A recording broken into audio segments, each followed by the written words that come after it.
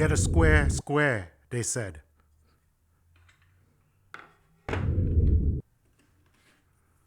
Get a bigger square, square, they said. Yet, I got to a point where I had completely abandoned the MFT.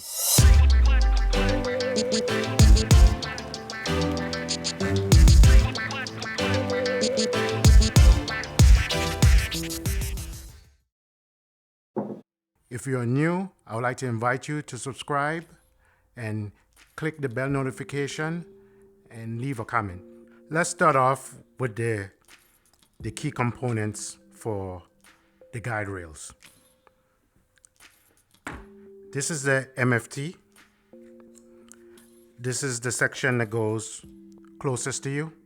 This is the section that comes down and connects in the guide rail. And which brings me to major flaw number 1. And I want to say all of this in context of the price of the MFT. You're talking about $700 plus for this setup. You're talking about the price of a very good contractor saw. That's the type of money that we're talking about now. This is not a $300 Craig workbench or something like that. This is a $700 plus product. So I know there might be people out there, I don't know what it is about human beings, but we like to make, when we overpay for something, for some reason, we like to make excuses. I don't get that. I see a lot of stuff that are inexpensive, that are very good for their price, and I see reviews on them, how people would trash them because they're not perfect. And it blows my mind. That same type of mentality manifests itself so differently when it comes to expensive stuff. They will pay a premium for something.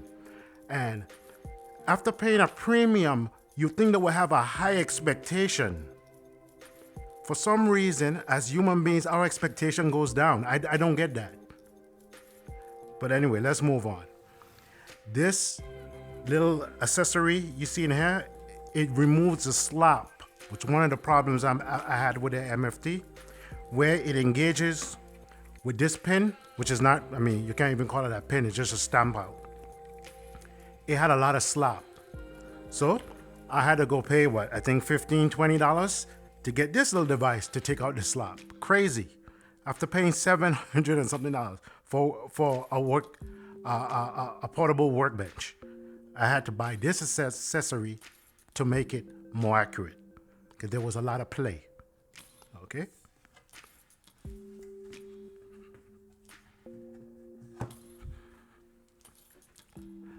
Now let's compare it. Dashboard.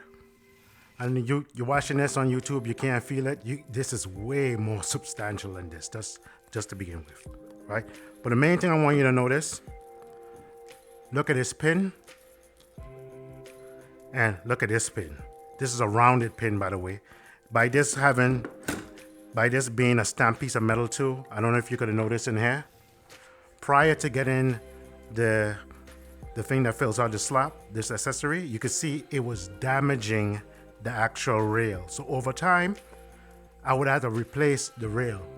And the rails, I mean, if you've seen the price for the rails, they're not bad.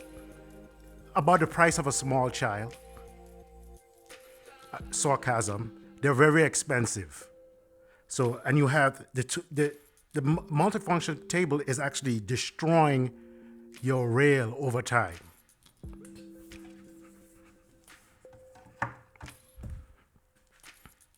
So now you have a different situation. This is rounded and more smooth, it doesn't damage. But like that wasn't good enough, Mr. Rob out there at Dashboard,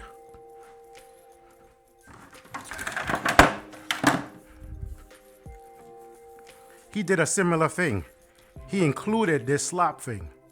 So with his system, you get this.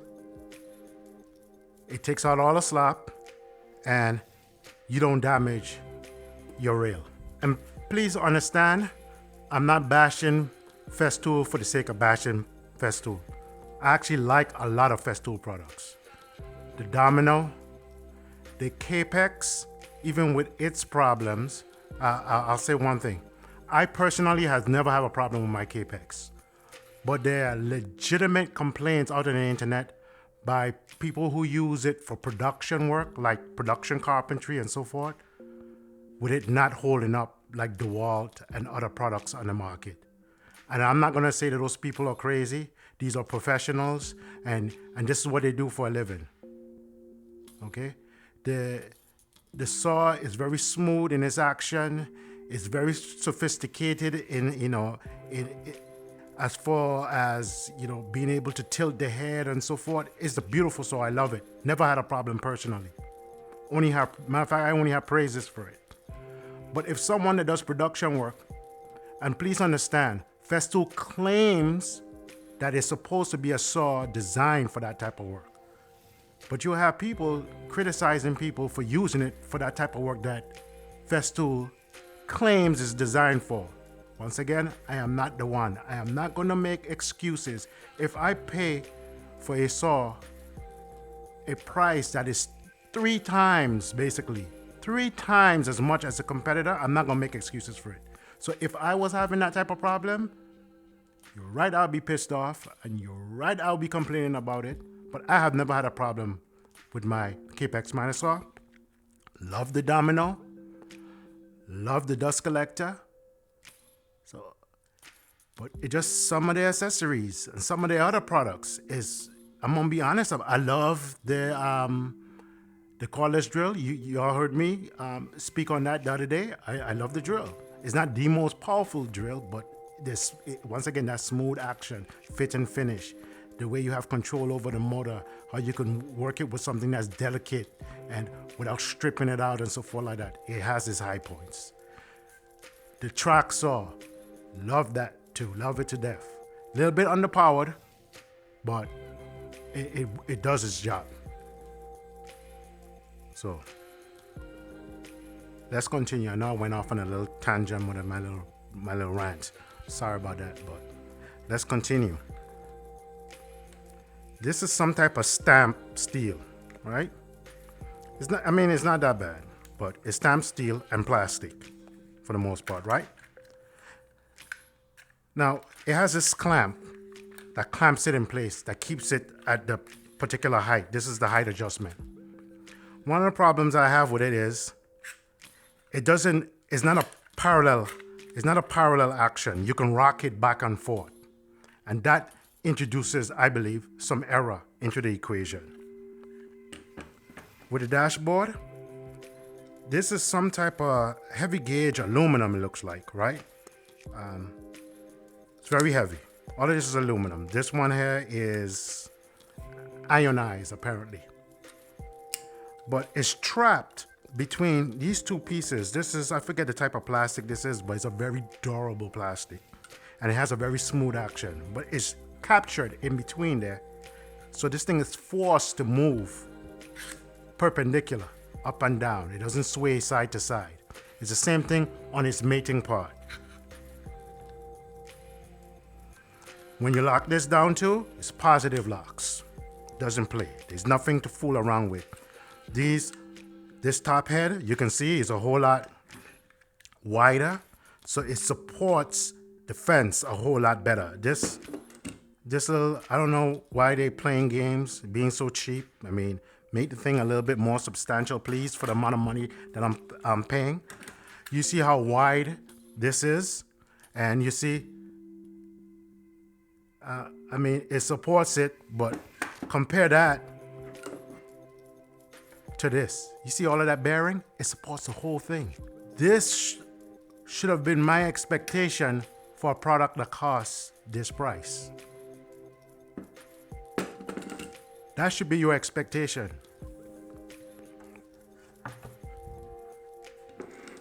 So what we got here? More substantial, tracks parallel.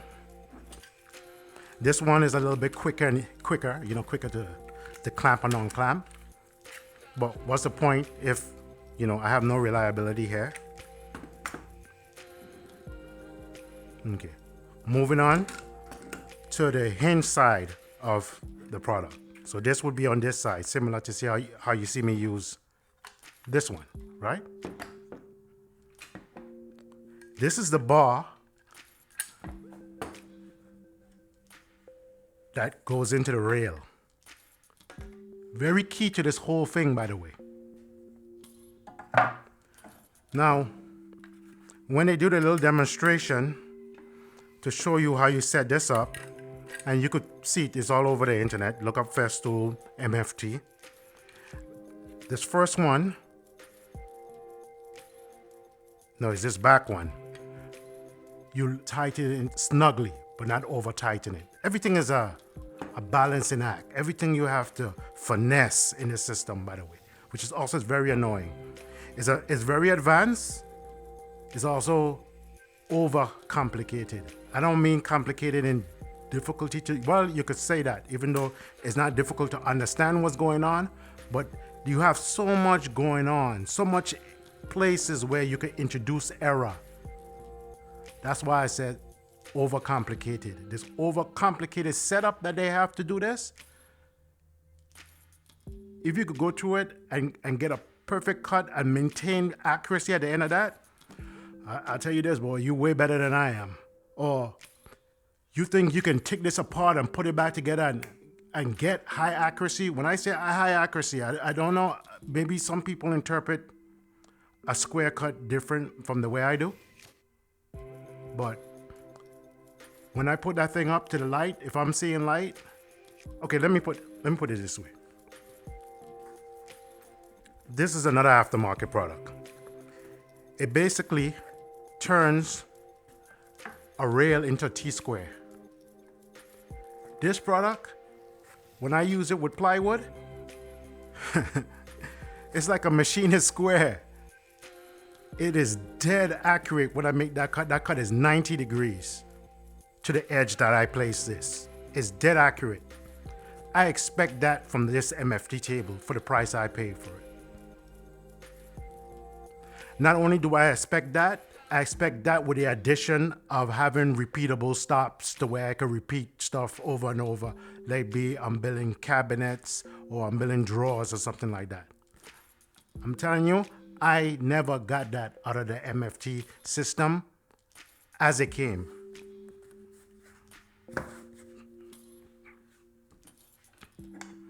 On this side now, well, let's get back to this. Now, when you snug this up, you're supposed to lift the rail up. And when you lift the rail up, very gingerly, by the way, very gingerly, you lift the rail up and then you tighten the other one. And you don't want to over tighten it because if you torque it too much, you can move it out of alignment. I do not know what else to say about that. Same thing with this little body here. This tightened down at 2 points. It tightened down here and it tightened down here. Because obviously if you don't have this part here, this whole thing is so flimsy, it moves. Well, you're not gonna move because I'm gonna show y'all how I tried my best to get this thing to work using other components, adding more and more to the cost of it. If I move that out of the way, you see how this moves? Well, maybe a little bit fair. Well, no, it is locked. Okay, you see all this play? So you have to add this little piece here, and you have to be careful not to bump it after you set it, not to bump it. You can't push it too hard. You gotta turn it down, and you can't do it too taut. This is, I mean, I'm not trying to be mean, but this is utter foolishness. So here's a point for error. This is how you set it up to get it square. This is a point error. Same thing too. You gotta be careful how you torque it down because you could torque it and you could move the whole thing. So you got this and you got this. Either one of these you could introduce error.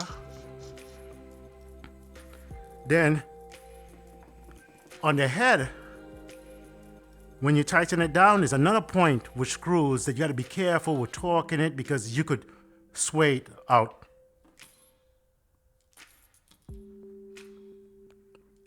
But With that said, you see how long this is, how much it engages with the rail. Compared to that, to how substantial this is. Look at that. Way more registration inside of the groove of the rail. Also, look at that. We're being stingy now. You pay $700+ and we're being greedy. We're being stingy here. Look how much support they give you. Look how much support they give you. You seeing the difference? You seeing the pattern?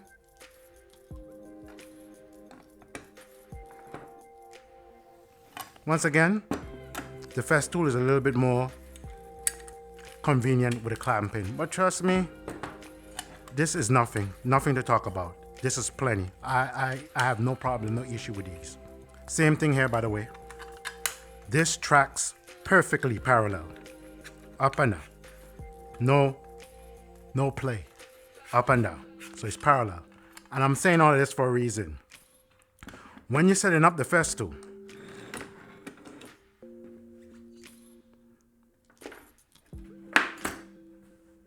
you want to use a square. Let me see if I can get this in. I don't know if I'm going to go through the whole thing, to be honest with you, because it can be very tedious, but I just want to give you all somewhat of an idea. Once again, there's videos online. You can see you can look at various people setting this up.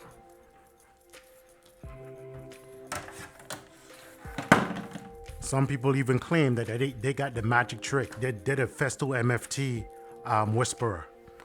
But once again, for $700+, almost $800, I don't want to be a whisperer of anything. I don't mind being a whisperer if it was $300, $250. I'll be the whisperer. I understand I paid a cheap price, so there's gonna be some fiddling around for me to get something the way I want it to. But when you pay a premium price, I don't want to be the whisperer. I shouldn't have to be the whisperer. This thing should perform as advertised out of the box. And it should be easy. If there's any adjustment, it should be easy to adjust it.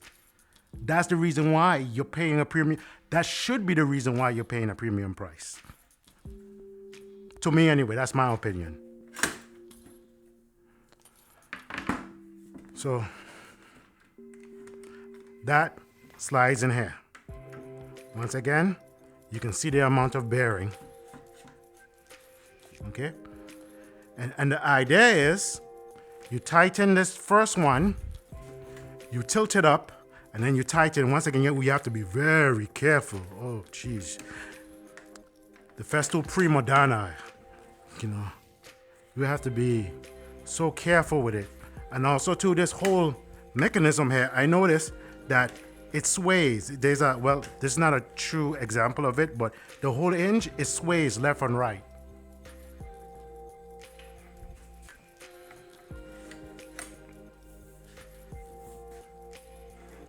Now, one of the bigger problems, I'm not going to engage it. I'm just going to go through the motions. So let's say everything is hooked up, right? You're supposed to be able to take a square with this laying flat and put that square up there and square this, right? For the most part, that's supposed to be your setup. You go behind there, you snug up the hex screw in the back, you lift it up, and you snug up the one in the front, and that's supposed to be your alignment for that. You drop it down, it's supposed to be aligned. This and this supposed to be square. You lock this down, it's supposed to be square. You go to make a cut, it's not. Not a big deal. Not everything is perfect. So maybe I'll tweak it a little bit. So I did all type of stuff. I would see how, based on how the cut is off, I'll make a little minor adjustment. Put a little shim or something between the stop. It came with the stop, and I make adjustments. But no matter how I adjust it, by 1,000, by 2,000s, no matter how many adjustments I made to it, it's like I'm chasing my tail. And when I would get it finally dialed in, I'll come back another day. I don't know if I bumped it when I was in here. I don't know what the situation is. I would come back and I would not have that Same experience again, it wasn't repeatable. So I got tired of using this. And I said, you know what? Maybe this square is too small. So I went to Woodpecker and I got a giant boy. This gotta work now. Okay, I got my Festool down, I'm sure. Okay, I got this MFT. I'm an MFT whisperer now. I got this down. Same thing, so it's not a squaring problem. Give up on that. It's not a squaring problem.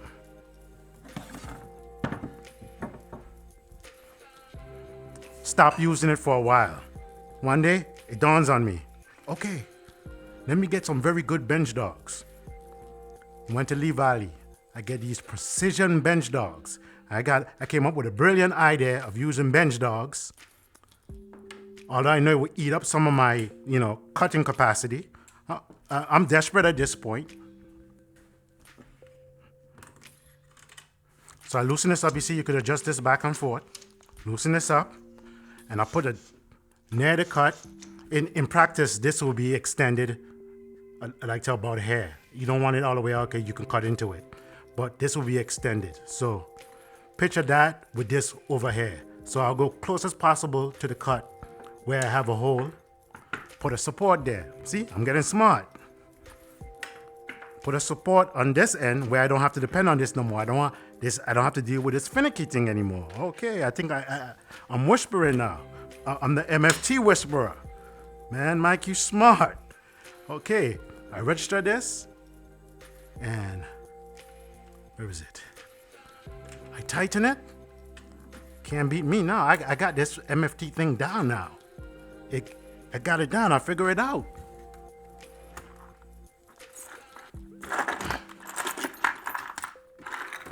It came in a set of 4. I got it down. I find a space where this would work. First, I will use a spacer so it doesn't line up on the hole. I get a spacer I cut, a perfect width to avoid the hole. I end up at a point using this jig. I'll explain this to you. I use this to align. That's another thing too. I have to use this to align rails when I put them together. Ridiculous. They could come up with a better system. But anyway, I use something like this that is machined. It's perfectly parallel. I say, okay, I'm gonna use the holes gonna be my friends. So I got this up against that, and I got this up against that, so they're registering on the holes. So it's gonna be perfect now, right? Same thing too. You have so much things going on between the play. That's why I don't just blame it on this. This side of it has some type of role in it. I can't tell you exactly what, if it has to do when you're torquing down the hex screws, or the fact that this has a lot of lateral play. Somewhere in this mix-up, in this confusion, in this complexity, error gets introduced. So I got into a point, I had completely abandoned the thing, like I said earlier. I wasn't using it anymore. I had created a large sled that I use on my table saw. And this was just folded up and in a corner. I had abandoned it altogether. Almost $800. That's not right. I had completely abandoned it. Then I saw this on Instagram. And I saw Mr. Rob demonstrating it. And just out of desperation, I'm telling you guys, be honest with you, if I didn't have so much money invested in this, I wouldn't even have tried this. And that's a shame. Because I was so invested in this, I was willing to throw more money to get my investment to work. I mean, that's when I sit down and think about that, that is insane, in my opinion. So here I am, looking to dig holes for myself, basically. So spend a whole bunch of money to go spend more money to get it to do what it's supposed to do to begin with. So I went ahead and I liked the idea of this. And then I saw a video with an English gentleman Get this out of the way now. Not using the INCRA. He was using another aluminum extrusion, but he was using this jig here. These dogs with the holes in them, and this is it comes with its own, but I rather the Festool ones. It has a bigger, smoother grip to hold onto, more comfortable, and it uses the bench holes to register the fence. So I got the idea using that combined with the INCRA fence that I was already using on my miter saw that I had a very good experience with. Once again, this is a lot of money I'm throwing into this. Hundreds of dollars to correct something I spend hundreds of dollars on. A premium product, a high-end product, a top-of-the-line product. So anyway, I took the chance. This came all the way from the UK. I had to order this. It's somewhere in the, I think, Midwest in the United States. I got the INCRA product. And this gentleman, I know he's in the Midwest. I think it's Minnesota somewhere. I'll leave the information. Well, if you check out the initial preview, I have his information in the description. And I shouldn't have to do that. No one should have to do that. Not when you pay a premium price anyway. I tried these and to my excitement, it worked. Now, I've had this set up before, so I kind of have registration marks for myself. So I make this whole thing repeatable. It did not come with these. The original thing is a little bit different, but I changed it because the hardware is a little bit too short and I didn't like that, but it was an easy fix.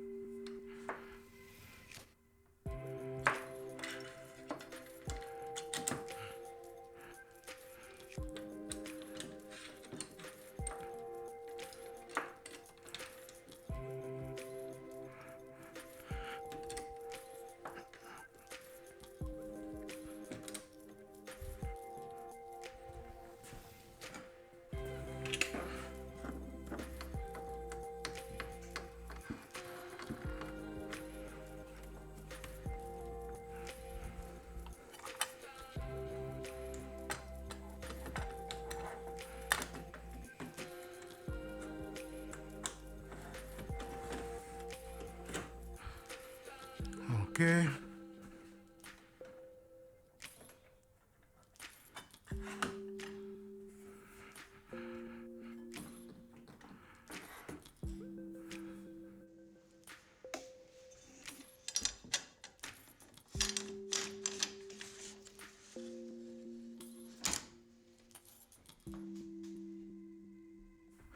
These are extra, these setup jigs, but it's not expensive.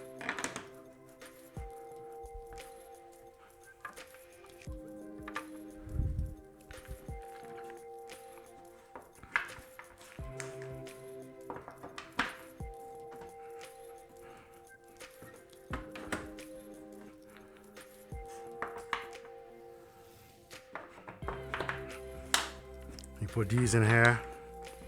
You push that up against there.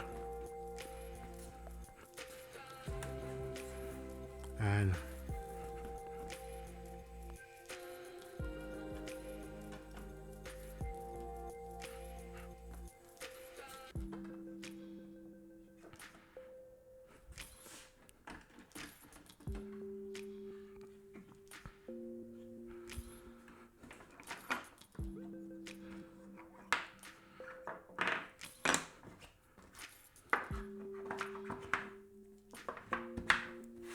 that's if you use those.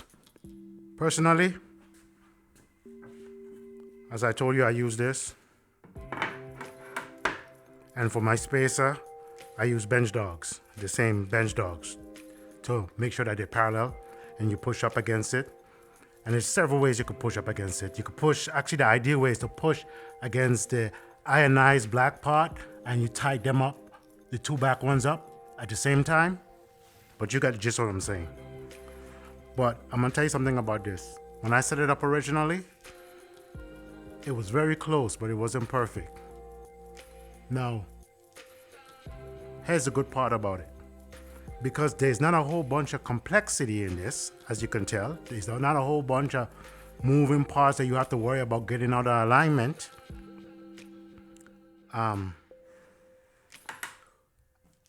It was an easy fix. But before I go there, the last thing you do now, with this registered in here, you're gonna tighten these two down.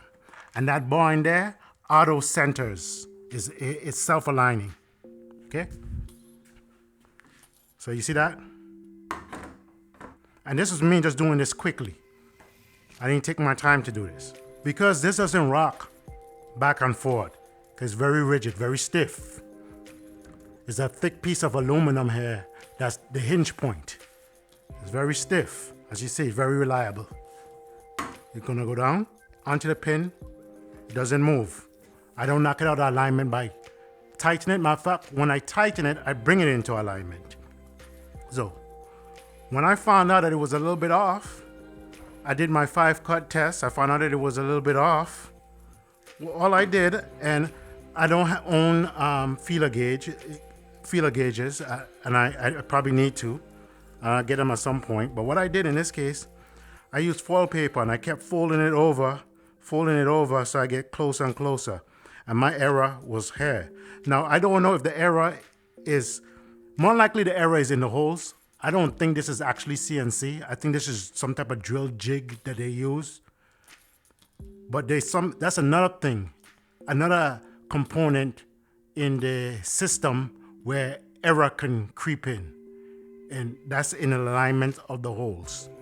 So I don't know if it's off in these rows or if it's off with the one I'm using to register, but guess what? I don't care.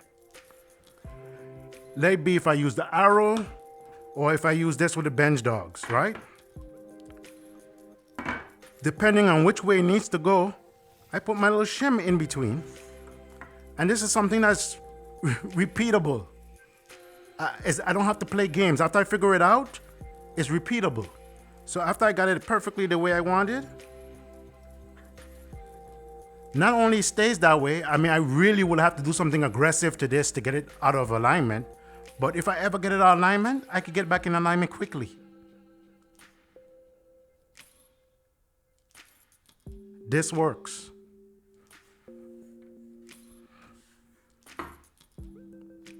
Thank you, Rob. Thank you, Benchdog UK. Thank you, INCRA. I showed you last time, this is telescoping. This is also very rigid compared to the Festool flat stop. Zero play in here.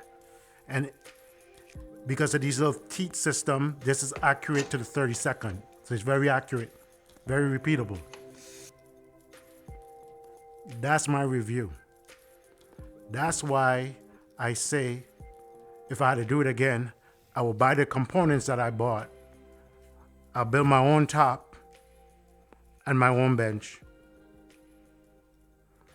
If I was using it out on a job site, which I intend to do at some point, I would highly consider the product made by Dashboard. They have a whole portable table setup. But I would not recommend the MFT. That's my personal opinion, and this is my review. Thank you and have a good day. If you enjoyed this video and you would like to be notified when new content is dropped on this channel, like, subscribe, hit the bell notification, and drop a comment down below.